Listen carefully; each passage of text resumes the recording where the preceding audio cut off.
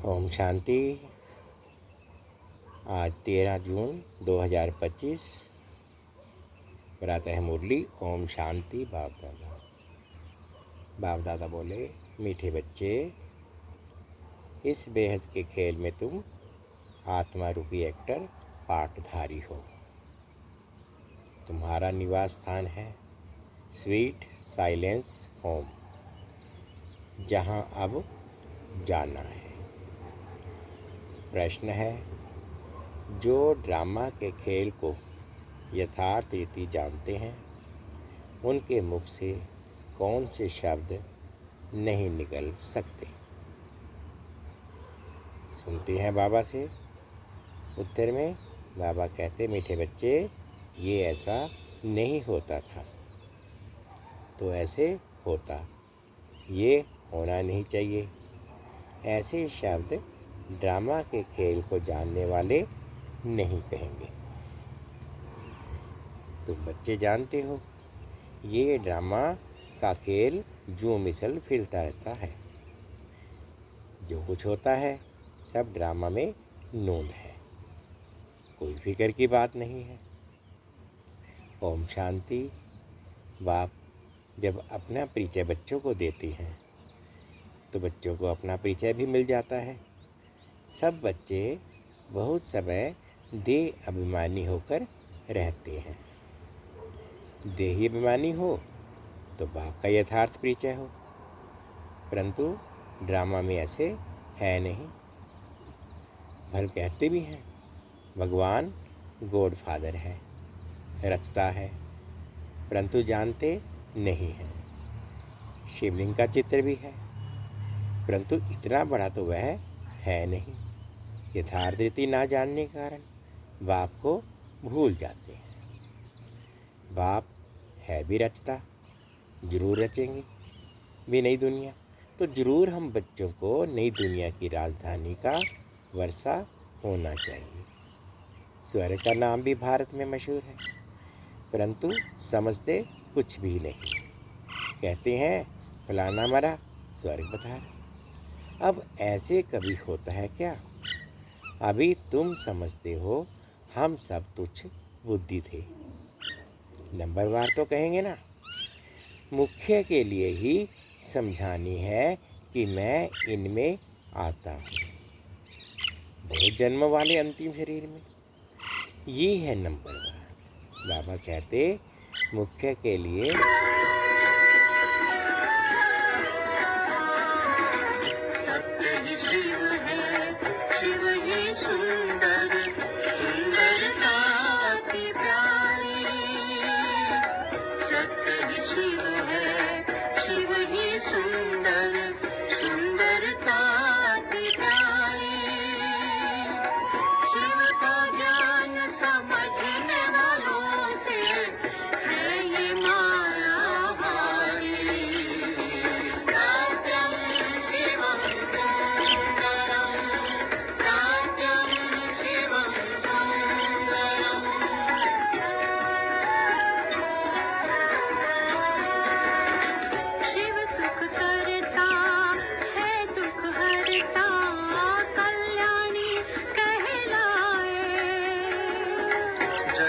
जन्म की पतित आत्माओं को मुक्ति दिलाए।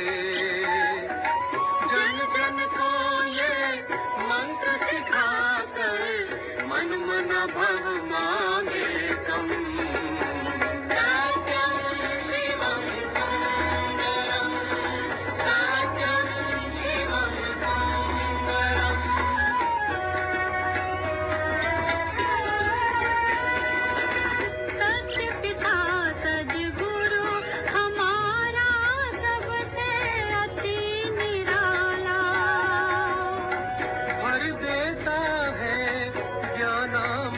से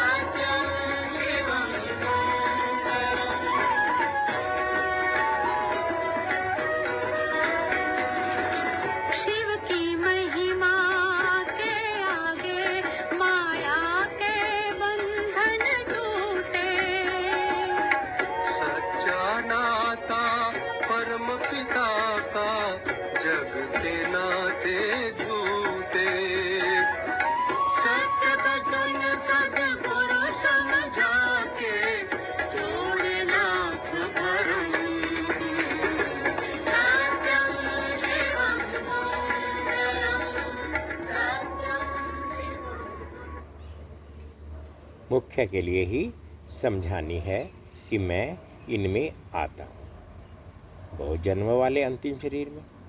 ये है नंबर 1। बच्चे समझते हैं, अभी हम उनके बच्चे ब्राह्मण बन गए। ये सब हैं समझ की बातें। बाप इतने समय से समझाते ही रहते हैं, नहीं तो सेकंड की बात है बाप को पहचानना। बाप कहते हैं मुझे याद करेंगे तो तुम्हारे विकर्म विनाश होंगे। निश्चय हो गया, फिर कोई बात में प्रश्न आदि उठ नहीं सकता। बाप ने समझाया है तुम पावन थे जब शांति धाम में थे। ये बातें भी तुम ही बाप द्वारा सुनते हो, दूसरा कोई सुना ना सके। तुम जानते हो हम आत्माएं कहाँ की रहवासी हैं। जैसे नाटक के एक्टर्स कहेंगे हम यहाँ के रहवासी हैं, कपड़ा बदलकर स्टेज पर आ जाएंगे। अभी तुम समझते हो हम यहाँ के रहवासी नहीं हैं, ये एक नाटकशाला है। ये अभी बुद्धि में आया है कि हम मूल वतन के निवासी हैं, जिसको स्वीट साइलेंस होम कहा जाता है। इसके लिए ही सब चाहते हैं, क्योंकि आत्मा दुखी है ना, तो कहते हैं हम कैसे वापस घर जाएं। घर का पता ना होने के कारण भटकते। अभी तुम भटकने से छूटे, बच्चों को मालूम पड़ गया है अभी तुमको सचमुच घर जाना है। अहमात्मा कितनी छोटी बिंदु है, ये भी वंडर है ना, जिसको कुदरत कहा जाता है। इतनी छोटी बिंदी में इतना पाठ भरा हुआ है। परमपिता परमात्मा कैसे पाठ बजाते हैं, ये भी तुम जान गए। सबसे मुख्य पाठधारी वह है, करण करावनहार है ना। तुम मीठे मीठे बच्चों को ये अभी समझ में आया है कि हम आत्माएं शांति धाम से आती हैं। आत्माएं कोई नई थोड़ी निकलती हैं जो शरीर में प्रवेश करती हैं, नहीं। बाबा कहते आत्माएं सभी स्वीट होम में रहती हैं, वहाँ से आती हैं पाठ बजाने। सभी को पाठ बजाना है, ये खेल है। ये सूर्य, ये चाँद, स्टार्स आदि क्या है, ये सब बत्तियाँ हैं जिसमें रात और दिन का खेल चलता है। कई कहते हैं सूर्याय देवताय नमः, परंतु वास्तव में ये कोई देवता है नहीं। इस खेल का किसको मालूम नहीं है। सूर्य चांद को भी देवता कह देते हैं। वास्तव में ये इस सारे विषम नाटक के लिए बत्तियां हैं। हम रहवासी हैं स्वीट साइलेंस होम के। यहाँ हम पाठ बजा रहे हैं। ये जो मिसल चक्र फिरता रहता है, जो कुछ होता है ड्रामा में नूंद है। ऐसे नहीं कहना चाहिए कि ऐसे नहीं होता था तो ऐसे होता। ये तो ड्रामा है ना। मिसला जैसे तुम्हारी माँ थी, ख्याल में तो नहीं था ना कि चली जाएगी। अच्छा, शरीर छोड़ दिया, ड्रामा। अब अपना नया पाठ बजा रही है, फिक्र की कोई बात नहीं है। यहाँ तुम सब बच्चों की बुद्धि में है हम एक्टर्स हैं। ये हार और जीत का खेल है। ये हार जीत का खेल माया पर आधारित है। माया से हारे हार हैं और माया से जीते जीत हैं। ये गाते तो सब हैं, परंतु बुद्धि में ज्ञान जरा भी नहीं है। तुम जानते हो, बाबा कहते तुम जानते हो कि माया क्या चीज़ है। ये तो रावण है, जिसको ही माया कहा जाता है। धन को संपत्ति कहा जाता है। धन को माया नहीं कहेंगे। मनुष्य समझते हैं इनके पास बहुत धन है तो कह देते हैं कि माया का नशा है। लेकिन माया का नशा होता क्या? माया को तो हम जीतने की कोशिश करते हैं, तो इसमें कोई भी बात में संशय नहीं उठना चाहिए। कच्ची अवस्था होने के कारण ये संशय उठता है। अभी भगवान वाच है जी, किसके प्रति? आत्माओं के प्रति। भगवान तो जरूर शिव ही चाहिए जो आत्माओं प्रति कहे। श्री कृष्ण तो देहधारी है, वह आत्मा प्रति कैसे कहेंगे? तुमको कोई देहधारी ज्ञान नहीं सुनाते हैं। बाप को तो देह है नहीं, और तो सबको देह है। जिनकी पूजा करते हैं उनको याद करना तो सहज है। ब्रह्मा विष्णु शंकर को कहेंगे देवता, शिव को भगवान कहते हैं। ऊंच से ऊंच भगवान उनको दे है नहीं। ये भी तुम जानते हो। जब मूल वतन में आत्माएं थी तो तुमको दे थी नहीं। बाबा कहते ऊंच से ऊंच भगवान उनको दे है नहीं। ये भी तुम जानते हो। जब मूल वतन में आत्माएं थी तो तुमको दे थी नहीं। तुम आत्माएं थी। ये बाबा भी आत्मा है, सिर्फ वह परम है। इनका पाठ गाया हुआ है, पाठ बजा कर गए हैं, तभी पूजा होती है। परंतु एक भी मनुष्य नहीं जिसको मालूम हो कि 5000 वर्ष पहले भी परमपिता परमात्मा रचता आया था। वह है ही हेवनली गॉड फादर। हर 5000 वर्ष के बाद कल्प के संगम पर वह आते हैं। परंतु कल्प की आयु लंबी चौड़ी कर देने से सब भूल गए हैं। तुम बच्चों को बाप बैठ समझाते हैं। तुम खुद कहते हो बाबा हम आपसे कल्प कल्प मिलते हैं और आपसे वर्षा लेते हैं, फिर कैसे गंवाते हैं? ये बुद्धि में है। ज्ञान तो अनेक प्रकार के हैं, परंतु ज्ञान का सागर भगवान को ही कहा जाता है। अब ये भी सब समझते हैं विनाश होगा जरूर। आगे भी विनाश हुआ था, कैसे हुआ था ये किसको भी पता नहीं है। शास्त्रों में तो विनाश के बारे में क्या क्या लिख दिया है। पांडव और कौरवों की युद्ध कैसे हो सकती है? बाबा ने कहा कि शास्त्रों में तो विनाश के बारे में क्या क्या लिख दिया है। पांडव और कौरवों की युद्ध कैसे हो सकती? अभी तुम ब्राह्मण हो संगम युग पर। ब्राह्मणों की तो कोई लड़ाई है नहीं। बाप कहते हैं तुम हमारे बच्चे नॉन वायलेंस डबल अहिंसक। अभी तुम निर्विकारी बन रहे हो। तुम ही बाप से कल्प कल्प वर्षा लेते हो। इसमें कुछ भी तकलीफ की बात नहीं। नॉलेज बड़ी सहज है। 84 जन्मों का चक्कर तुम्हारी बुद्धि में है। अभी नाटक पूरा होता है, बाकी थोड़ा टाइम है। तुम जानते हो अभी ऐसा समय आने वाला है जो साहूकारों को भी अनाज नहीं मिलेगा, पानी नहीं मिलेगा। इसको कहा जाता है दुख के पहाड़। खूने नाहक खेल है ना, इतने सब खत्म हो जाएंगे। कोई भूल करते हैं तो उनको दंड मिलता है। इन्होंने क्या भूल की है? सिर्फ एक ही भूल की है, जो बाप को भूले हैं। बाबा कहते इन्होंने तो क्या भूल की है? सिर्फ एक ही भूल की है, जो बाप को भूले हैं। तुम तो बाप से राजाई ले रहे हो। बाकी मनुष्य तो समझते हैं मरे की मरे। महाभारत लड़ाई थोड़ी भी शुरू हुई तो मर जाएंगे। तुम तो जीते हो ना। तुम ट्रांसफ़र होकर अमरलोक में जाते हो इस पढ़ाई की ताकत से। पढ़ाई को सोर्स ऑफ इनकम कहा जाता है। शास्त्रों की भी पढ़ाई है, उससे भी इनकम होती है, परंतु वह पढ़ाई है भक्ति की। अब बाप कहते हैं मैं तुमको इन लक्ष्मी नारायण जैसा बनाता हूँ। तुम अभी स्वच्छ बुद्धि बनते हो।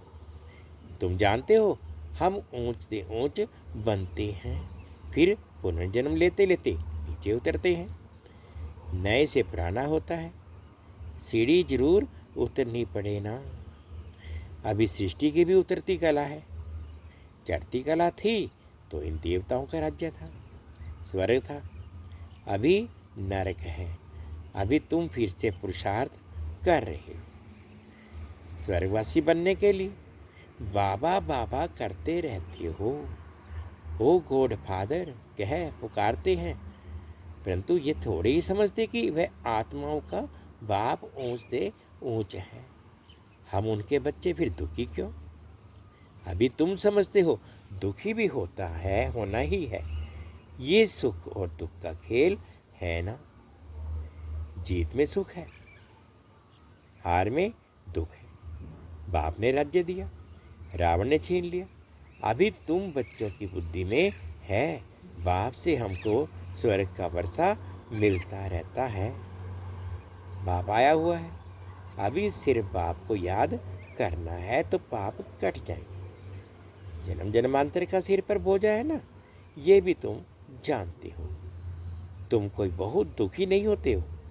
कुछ सुख भी है, आटे में नमक, जिसको कागविष्टा समान सुख कहा जाता है। तुम जानते हो सर्व का सदगति दाता एक ही बाप है। जगत का गुरु भी एक ही ठहरा। वानप्रस्थ में गुरु किया जाता है। अभी तो छोटे को भी गुरु करा देते हैं कि अगर मर जाए तो सदगति को पाएंगे। बाप कहते हैं वास्तव में किसको भी गुरु नहीं कह सकते। गुरु वह जो सदगति दे। सदगति दाता तो एक ही है, बाकी क्राइस्ट बुद्ध आदि कोई भी गुरु नहीं है। वे आते हैं तो सबको सदगति मिलती है क्या? क्राइस्ट आया, उनके पीछे सब आने लगे। जो भी उस धर्म के थे फिर उनको गुरु कैसे कहेंगे, जबकि ले आने के लिए निमित्त बने हैं। पतित पावन एक ही बाप को कहते हैं, वह सबको वापस ले जाने वाला है। स्थापना भी करते हैं, सिर्फ सबको ले जाएं तो प्रलय हो जाए। प्रलय तो होती नहीं। सर्वशास्त्रमयी शिरोमणि श्रीमद् भागवत गीता गाई हुई है। गायन है यदा यदा ही धर्मस्य ग्लानिर्भवति भारत, यानी भारत में ही बाप आते हैं। स्वर्ग की बादशाही देने वाला बाप है। उनको भी सर्वव्यापी कह देते हैं। अभी तुम बच्चों को खुशी है कि नई दुनिया में सारे विषय पर एक ही हमारा राज्य हो। उस राज्य को कोई छीन नहीं सकता। यहाँ तो टुकड़े टुकड़े कर आपस में कितना लड़ते रहते हैं। तुमको तो मज़ा है, खगियाँ मारनी है। कल्प कल्प बाबा से हम वर्षा लेते हैं, तो कितनी खुशी होनी चाहिए। बाप कहते हैं मुझे याद करो, फिर भी भूल जाते हैं। कहते हैं बाबा योग टूट जाता है। बाबा ने कहा कि योग अक्षर निकाल दो, वह तो शास्त्रों का अक्षर है। बाप कहते हैं मुझे याद करो, योग भक्ति मार्ग का अक्षर है। बाप से बादशाही मिलती है स्वर्ग की, उनको तुम याद नहीं करेंगे तो विकर्म विनाश कैसे होंगे, राजाई कैसे मिलेगी। याद नहीं करेंगे तो पद भी कम हो पड़ेगा, सजा भी खाएंगे। ये भी अकल नहीं है, इतने बेसमझ बन पड़े हैं। मैं कल्प कल्प तुमको कहता हूँ मामेकम याद करो। जीते जी इस दुनिया से मर जाओ, बाप की याद से तुम्हारे विकर्म विनाश होंगे और तुम विजय माला का दाना बन जाएंगे। कितना सहज है।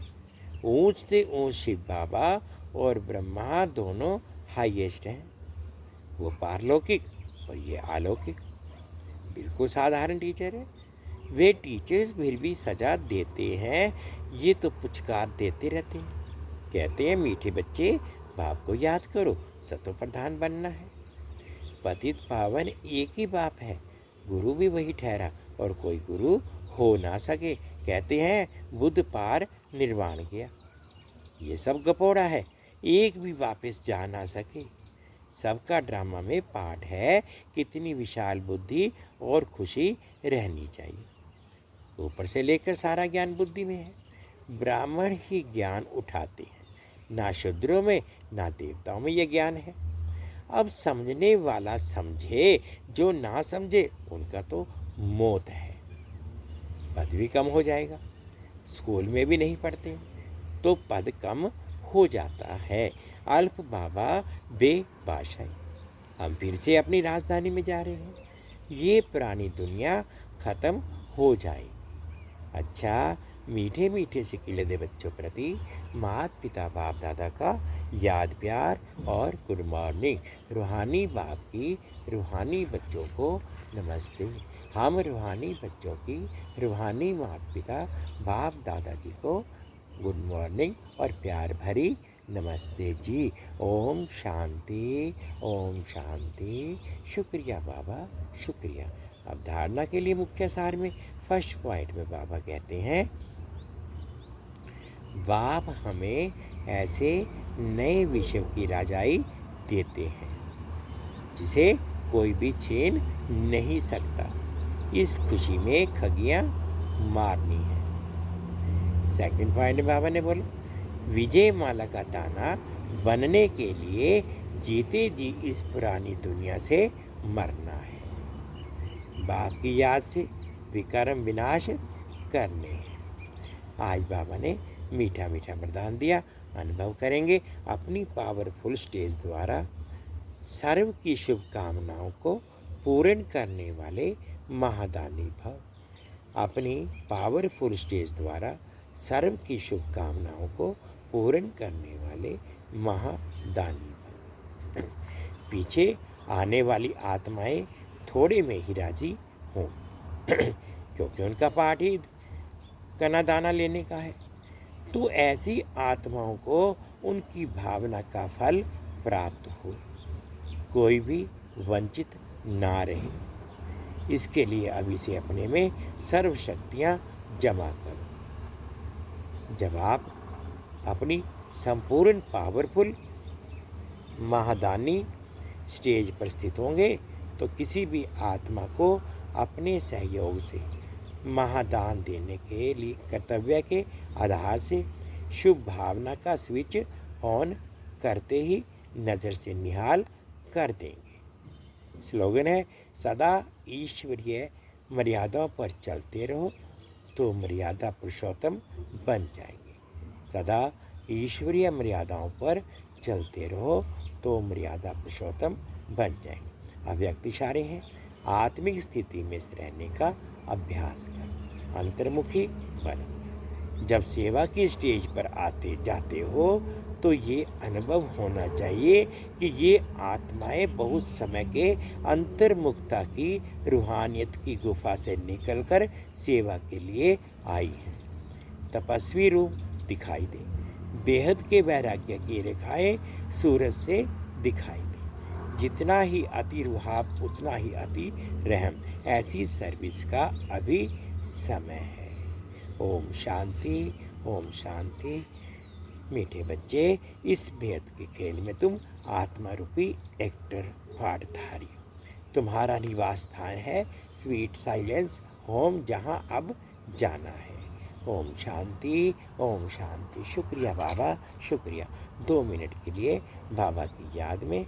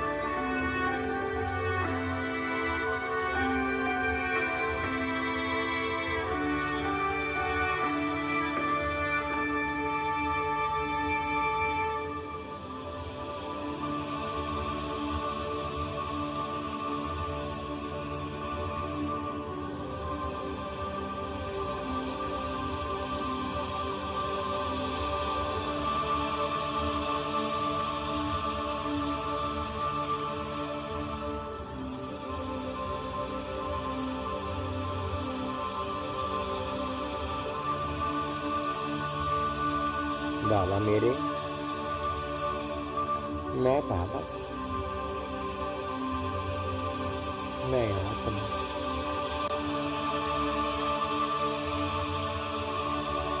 इस ब्रह्मांड रूपी स्टेज के एक एक्टर की भूमिका, एक एक्टर का पार्ट बजा रही हूँ।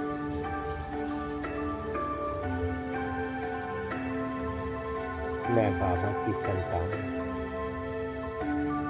मेरे बाबा पवित्रता के सागर, प्रेम के सागर,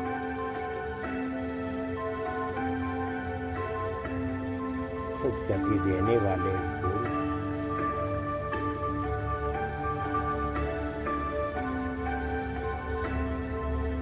रोज बाबा ज्ञान के साथ भर देते हैं झोली।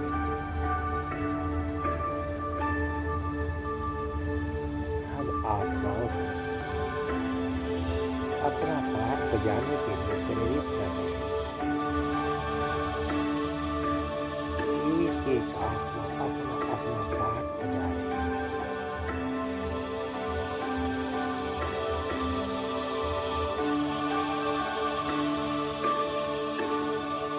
ये नाटक मंच पर सब अपनी अपनी ड्रेस पहन करके अपना रोल अदा कर रहे हैं। इसमें कोई भी दुखी होने की बात नहीं। हम आत्माएं इस बाबा की संतान हैं। आज बाबा स्वयं श्रीमत देते हुए कहते हैं, बच्चे अपने को आत्मा समझ, मुझे आपको याद कर, अब घर जाना।